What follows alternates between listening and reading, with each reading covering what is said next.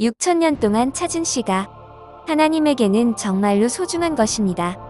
6천년 동안 찾아 헤맨 끝에 그 씨를 찾았는데 그리하여 영생하는 방법을 찾았고 드디어 영생을 얻게 되었는데 이제 그대로 여러분들이 순종을 게을리하여 하늘의 역사가 더디어지거나 불리한 조건에 빠져서는 안 됩니다. 그렇게 되면 하나님의 대역사 그 전체가 어그러지는 위험한 지경이 오는 고로 할 수 없이 끝을 내야 하는 하나님의 사정이 있었습니다. 그리하여 이제 그대로 그에 따르는 주도 면밀한 사전 지시가 있었던 것입니다.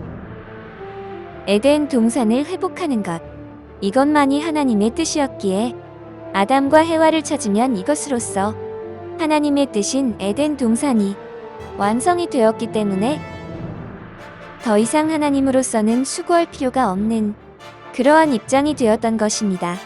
이긴 가지가 없으면 설당이 없고 하나님조차 멸망을 당할 수밖에 없는 그런 곤고한 사정 속에서 하나님께서는 이긴 자를 찾으신 것입니다.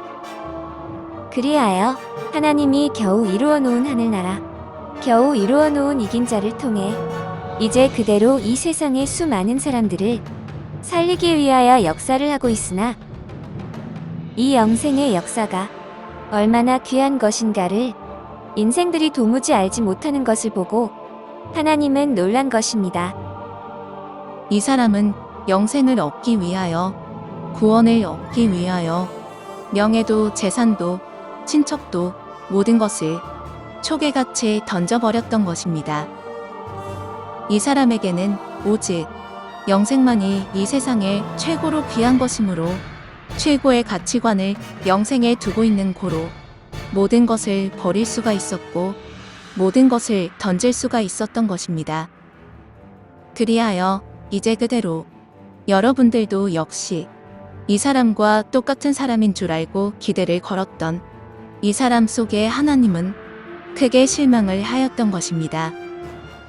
내가 죽고 나면 재산이 무슨 필요가 있으며 가족이 무슨 필요가 있으며 나의 친척이 무슨 필요가 있겠습니까? 내가 죽은 다음에는 그 무엇도 아무 소용이 없는 것입니다. 어제 이 사람은 고속도로를 달리던 중 어떤 사람이 고속도로에 치여서 죽는 광경을 보았습니다. 그 사람은 보나마나 가족들과 더불어 잘 살아보겠다 하는 생활 설계를 가지고 생활 전선에서 뛰어다니다가 무참히도 죽어간 것이 틀림이 없습니다. 그런데 그의 꿈은 아차하는 순간에 산산조각이 나고 말았습니다. 사람이란 죽어지면 하등의 가치가 없는 것입니다. 살아있을 때가 소중한 것이지 죽고 나면 그야말로 미물의 본충만도 못한 것이 인생인 것입니다. 이러할진대 어찌하여 이 인생들이 영생의 소중함을 모르는 것인지 안타깝고 답답하기가 한량없는 것입니다. 이 사람은 매일같이 영생을 외치고 있습니다만 어리석은 사람들은 무엇라고 죽지 않는 법이 나왔다고? 그런 게 어딨어? 미친 소리 하지마 하면서 비웃을 뿐이니 정말로 한심한 것입니다. 그런 인생은 그야말로 가치관이 제대로 형성되어 있지 않은 사람으로서 구원을 받을 수 있는 모든 조건들이 결핍되어 있는 것입니다. 사람은 누구든지 죽을 때면 평소에 자기 것으로 가지고 있던 것을 모조리 두고 죽습니다. 그리고 죽은 후에는 아무것도 없고 허망한 것뿐입니다. 죽은 다음에 다시 어떤 재기의 기회가 있기라도 하면 얼마나 다행이겠습니까만 단 한 번의 죽음으로 모든 것은 끝나고 마는 것입니다. 정령 사람은 죽어지면 끝인 것입니다. 그러한 비참하고도 참혹한 운명을 목전에 두고 살면서 영생에 대한 가치를 모르고 있는 것을 볼 때에 이 사람은 참으로 억장이 무너지는 것입니다. 영생에 대한 소망이 없는 삶이란 그게 개나 돼지의 삶과 별반 다를 것이 없습니다. 그런 자들에게 뭘 주겠는가 하는 것이 바로 하나님의 답답한 사정인 것입니다. 이 사람에게 영생의 소망이 없었다면 이 사람은 끝내 죽고 말았을 것입니다. 그 당시에 이 사람은 이 세상에서 완전히 하직을 했던 것입니다. 이 사람은 살 필요가 없다고 아주 냉철하게 판단을 했던 것입니다. 10년 있다 죽으나 100년 있다가 죽으나 지금 죽으나 죽는 것은 매일반입니다. 그럴진데 지금 죽으면 고생이라도 덜하고 죽으니까 차라리 현명한 처사라고 판단됐던 것입니다. 그런데 사람이 죽지 않고 영생하는 길이 있다는 것을 알게 된 고로 이 사람은 생명을 걸고 죽음의 경지에서도 참고 견디었던 것입니다. 이 사람은 어려서부터 원대한 안목을 가지고 살았습니다. 젊어서 이 사람은 가르치는 제자들에게도 원대한 포부를 가져라. 소망이 크면 클수록 그 사람의 삶의 가치와 삶의 보람이 더한 것이다라고 했습니다. 이것은 이 사람의 철학이었으며 이러한 철학을 자라나는 학생들에게도 굳건히 심어주려고 애썼던 것입니다. 이 사람이 원대한 포부 앞을 내다보는 안목을 가지고 죽지 않는 길을 찾게 된 것에는 동기가 있었습니다. 그것은 사람이라면 누구를 막론하고 죽기를 싫어한다는 것에 착안한 것이었습니다. 과연 죽기를 싫어하는 생각이 어디에서 왔을까요? 그것은 부모한테서 온 것입니다. 생명도 부모에게서 유전된 것이지만 죽기 싫어하는 마음도 부모에게서 유전된 것이 분명합니다. 부모는 할아버지 할머니한테서 유전이 됐으며 할아버지 할머니는 증조 부모님, 그리고 거슬러 올라가면 고조 부모님, 나중에는 아담과 하와, 즉 인류의 조상으로까지 올라갑니다.